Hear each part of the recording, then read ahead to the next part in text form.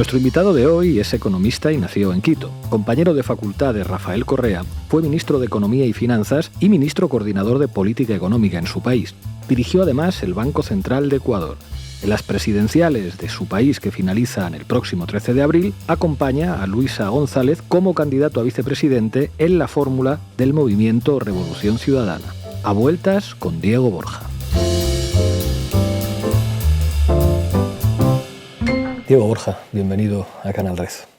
Gracias, Pablo. Un gusto estar aquí. Bueno, Ecuador está en vilo, 13 de abril, segunda vuelta de las elecciones. Te quiero pedir que nos dibujes los dos escenarios. El primero, el pesimista. ¿Qué pasaría en Ecuador si Noboa vuelve a ganar? Bueno, hemos visto ya lo que Noboa ha hecho en un año y lo que ha dejado también de hacer, ¿no? Entonces entró él con una propuesta para enfrentar la enorme inseguridad que está viviendo el Ecuador, y lo que hemos visto es que la inseguridad ha aumentado. Los dos primeros meses de este año, enero y febrero, han sido los más violentos de la historia republicana del Ecuador. En seguridad, todos los indicadores muestran un enorme deterioro. En economía, peor todavía. El año 24 seguramente vamos a cerrar con un decrecimiento del PIB del 3.5%, la mitad de lo que fue el decrecimiento de pandemia, con una expulsión de trabajadores del aparato productivo gigantesca. Apenas 1 de cada 3 trabajadores tiene empleo adecuado. Una crisis energética que nos ha conducido al siglo XVIII, con apagones de hasta 14 horas durante 90 días, con un costo que se calcula en el orden de los 6.000, 7.000 millones de dólares, en un PIB de 120.000 millones, muy elevado. Una crisis de los sistemas de salud, de educación, en general una devastación institucional, social, económica. Y ese sería el sendero por el cual continuaría el Ecuador, porque en el modelo de gobierno que tiene Noboa no se ocupa del bienestar de la gente, del propio sistema productivo, sino más bien de un esquema financierista en el cual hay negocios rentistas con mucha corrupción. En medio de toda esta problemática que hemos vivido hay actos de corrupción inimaginables en otras condiciones, como un intento de privatización del mayor pozo petrolero, a favor incluso de empresas que podrían estar vinculadas a la familia Noboa. Compras dolosas de chalecos antibalas en medio de una enorme inseguridad, entrega de recursos a empresas que propusieron darnos equipos eléctricos durante la crisis y no se dieron y se perdió ese dinero. Es decir, una situación de corrupción, ineptitud, indolencia, una nueva ola migratoria, una verdadera devastación del Ecuador. La cercanía de Noboa con Estados Unidos es innegable. De hecho, nació en los Estados Unidos y los vínculos históricos de su familia y sus negocios con Estados Unidos son innegables. ¿En qué medida su cercanía no disimulada con Trump le puede perjudicar o le puede ayudar en esta campaña? Mira, no nos ha ayudado en lo más importante. La política migratoria tan violenta que tiene el gobierno de Trump ha significado que 32.000 ecuatorianos estén en lista de expulsión. Y esta forma como han sido expulsados es verdaderamente humillante e indigna. Son aviones llenos de ecuatorianos que vienen esposados, encadenados, como si fueran delincuentes. Y esa cercanía que supuestamente tiene el gobierno con el gobierno norteamericano no ha servido ni siquiera para pedir una expulsión en condiciones de dignidad. Entonces, si es que esa cercanía la hay, que creo que incluso eso está en entredicho, porque se hablaba de que él pagó para estar de invitado en la posesión de Trump, no nos ha servido a los ecuatorianos. Segundo escenario, gana la Revolución Ciudadana, Luisa presidenta, tú vicepresidente. ¿Cuáles serían las tareas más urgentes que afrontar desde el gobierno? Bueno, las que he mencionado, ¿no? Seguridad, economía, energía, servicios, educación, salud, otros. Y claro, las tareas inmediatas son hacerse cargo de un país devastado en todos estos ámbitos, con cifras que no son solo números, porque el momento que yo te hablo de que hace 4 días hubo un asesinato de 22 personas en un solo barrio de Guayaquil, es luto, es sangre, es gente que se pierde, hermanos, parientes, amigos, padres, hijos, ¿no? Entonces estamos hablando de devastación no solo numérica, de cifras, no solo de cosas materiales, como puede ser las pérdidas y las quiebras que se han dado por la crisis energética, sino también de vidas humanas que se pierden en esta delincuencia desbordada y también en esta migración desbordada. El balance migratorio del año 2024 bordea los 100.000 ecuatorianos.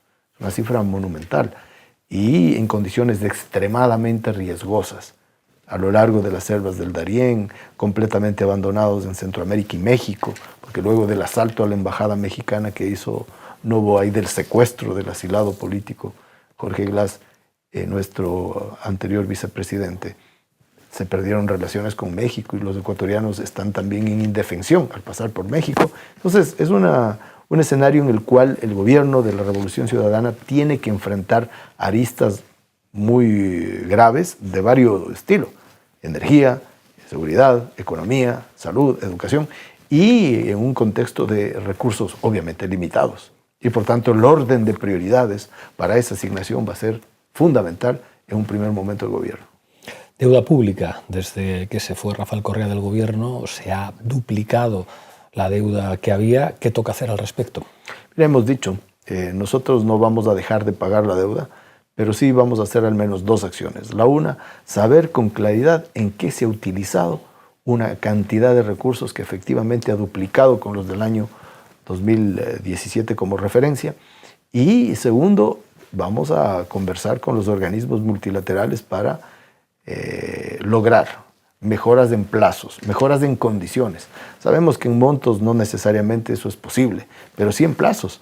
Permitir que el Ecuador vuelva a salir un poco del fango en el que está, levante la cabeza y pueda volver a estar parado para honrar las deudas. Petroecuador, una empresa muy castigada por la desinversión, algunos hablan ahora de privatizarla. ¿Qué habría que hacer? Bueno, a Petroecuador hay que volverla a fortalecer. La Constitución del Ecuador claramente estipula que los recursos petroleros, sobre todo los recursos del subsuelo, son de propiedad del Estado ecuatoriano y de la sociedad ecuatoriana.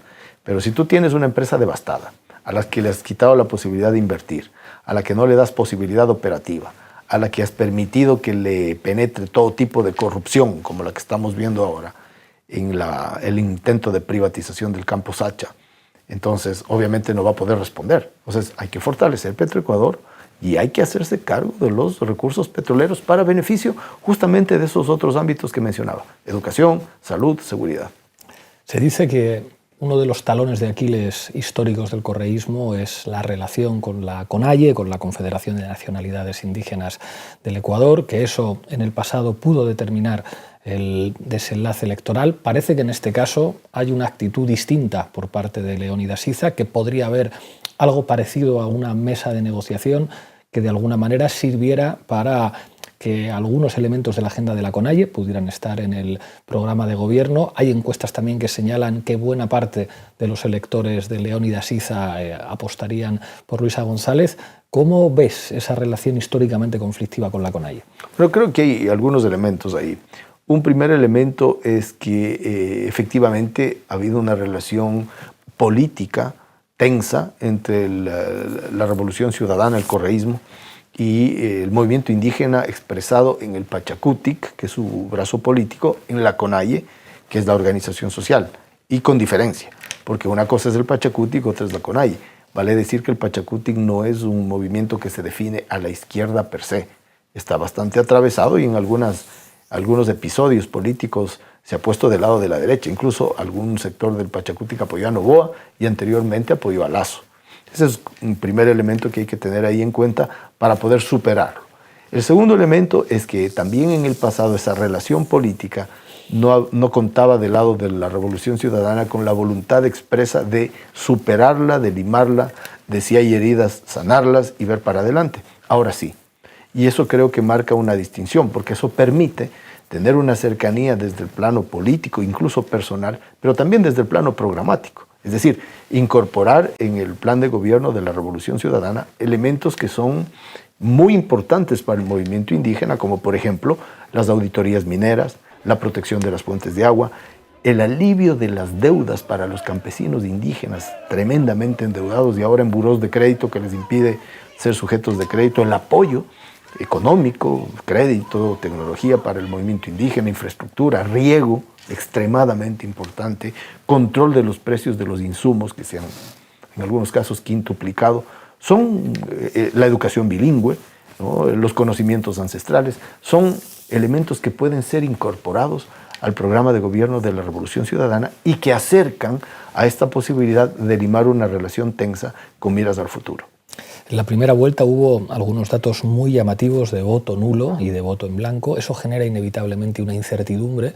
¿Qué va a hacer toda esa gente que votó, pero votó nulo o blanco? ¿Y qué va a hacer la gente que no votó, pero que en este caso podría votar? ¿Cuáles son las perspectivas que tienen? Bueno, hay un elemento que ya no está presente ahora en la segunda vuelta, que es, en un primer momento se presentaron 16 posibles alternativas de voto, 16 candidaturas. Al final han quedado 2 en un ambiente bastante polarizado en términos electorales, y esas personas, esos ciudadanos que no veían con claridad la alternativa, ahora está muy, muy claro que es o continuismo con Noboa o un cambio con Luisa González. Continuismo es lo que ya hemos dicho: inseguridad, apagones, falta de empleo, falta de servicios, y un cambio es tener la posibilidad de ponerle de pie nuevamente al Ecuador. El Ecuador, si podemos usar un símil, es como que se hubiera caído, y es necesario pararlo en todos estos ámbitos de seguridad, de empleo, de servicios, de energía, y esa posibilidad, esa alternativa la representa Luisa González. Entonces, el planteamiento para los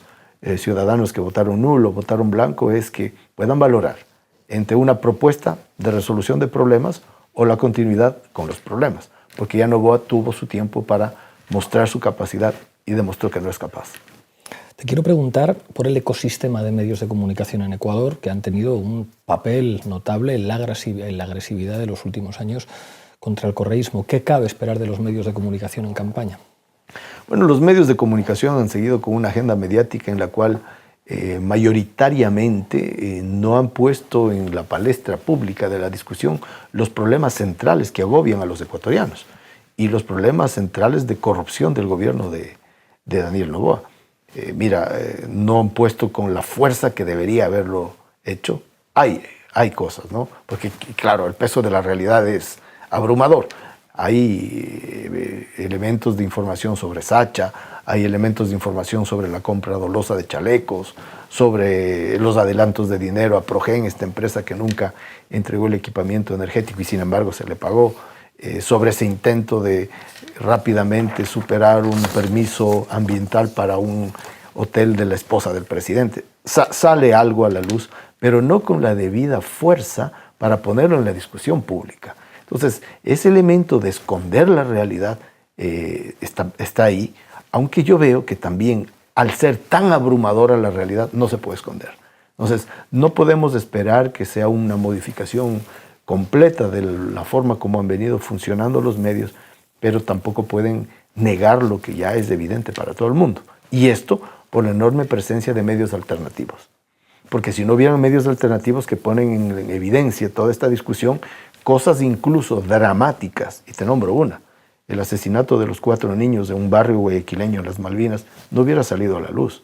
Entonces, es esta fuerza de la realidad la que hace que emerja a la información, a la palestra de la información, cosas que de lo contrario estuvieran escondidas. Te quiero preguntar por lo que has visto en España. Estás aquí de viaje, en clave de precampaña. ¿Qué ambiente has visto entre las comunidades ecuatorianas que viven y trabajan acá? Mira, la mayor queja que yo he escuchado aquí en España y en Italia, donde tenemos la mayor comunidad migrante de Europa, es el hecho de que los servicios consulares son inservibles para los ecuatorianos. Se han puesto al servicio de la campaña de Noboa. Y esto no nos extraña, porque Noboa está utilizando recursos públicos, está utilizando su condición de candidato a presidente para hacer campaña, incluso violando la ley, porque él debía, por ejemplo, haber pedido licencia sin sueldo para presentarse a elecciones y no lo ha hecho, y encargar la presidencia a la legítima vicepresidenta y no lo ha hecho. Entonces acá vemos que la fuerza consular se ha puesto al servicio de las elecciones, pero no al servicio de los ecuatorianos. Mira, abandono en cuanto a trámites. Se me han quejado aquí en España hermanos migrantes que para sacar un pasaporte que antes lo hacían en 15 minutos, ahora esperan hasta 6 meses. Se nos han quejado de una ausencia absoluta del apoyo legal hipotecario, por un gravísimo problema con las hipotecas. Gente que ha perdido sus casas, sus pisos, como dicen acá, y sin ningún apoyo del gobierno.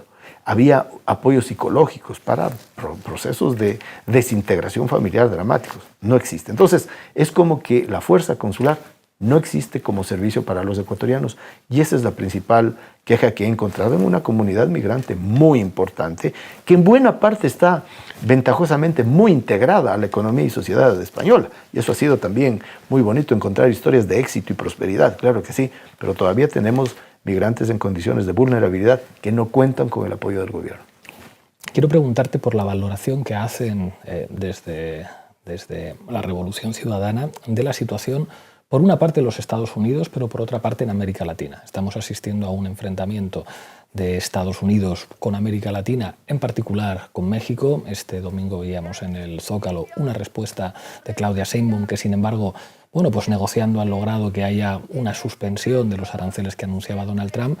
¿Cómo ven un futuro, por una parte con Donald Trump en el despacho Oval y por otra parte con algunos países de América Latina con gobiernos progresistas, con México con una perspectiva pues, de prácticamente el sexenio entero, pero digamos otros países también como Brasil, como Chile, como Colombia con gobiernos progresistas? ¿Cómo valoran todo esto desde la Revolución Ciudadana? Varios elementos rápidamente. A ver, con el tema de Trump, el Ecuador lo está viviendo, está sintiendo esta migración que es histórica a los Estados Unidos y que hoy día se encuentra en condiciones de vulnerabilidad extrema por las formas violentas de la expulsión. Nosotros decimos, si la política migratoria va a ser una política antimigrantes, bueno, que esa expulsión sea en condiciones de dignidad. Eso es un elemento evidente para nuestro pueblo, para nuestros migrantes, para nuestra sociedad, concretamente viendo desde el metro cuadrado del Ecuador. Viendo un poquito más amplio, vemos una reactivación de una política de dominación directa, ¿no? Por ejemplo, este intento de Donald Trump de poner en cuestión la negociación del propio Canal de Panamá, el intento de tener políticas extremadamente agresivas con socios comerciales como es México, porque recordemos que México es parte del Telecán y sin embargo hay ahí un irrespeto a las propias normas de esa negociación. Y su intento también de convertirse en el adalid de una reactivación de las derechas con connotaciones autoritarias y fascistas, ¿no? Como es el caso de Novoa, violatorias de la Constitución, violatorias de la ley, haciendo tabla rasa del proceso democrático. Por eso fue muy importante la visita de los veedores electorales de la Unión Europea y de la OEA que pudieron poner en sus informes este tipo de comportamiento que viola evidentemente la Carta Democrática de la OEA, por ejemplo. Y eso es porque las derechas se creen prevalidas de este apoyo que representa Trump para América Latina y para el mundo. Pero creemos, por otro lado, que también esta presencia de Trump va a redefinir escenarios importantes que estaban anquilosados después de la Segunda Guerra Mundial. Por ejemplo, la participación de Europa. ¿Cómo va a ser Europa con la OTAN en esta condición nueva en la que Estados Unidos se pone casi que al margen de la OTAN? ¿Qué va a significar esto para América Latina? Porque he encontrado también acá en España una cierta vuelta a mirar de Europa hacia América Latina y eso me parece que abre unas oportunidades y hacia otros sectores, como la China, como los BRICS.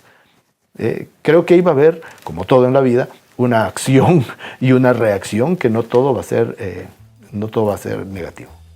Diego Borja, candidato a la vicepresidencia de Ecuador, muchísimas gracias por atender a Canal Red y buena suerte el 13 de abril. Gracias.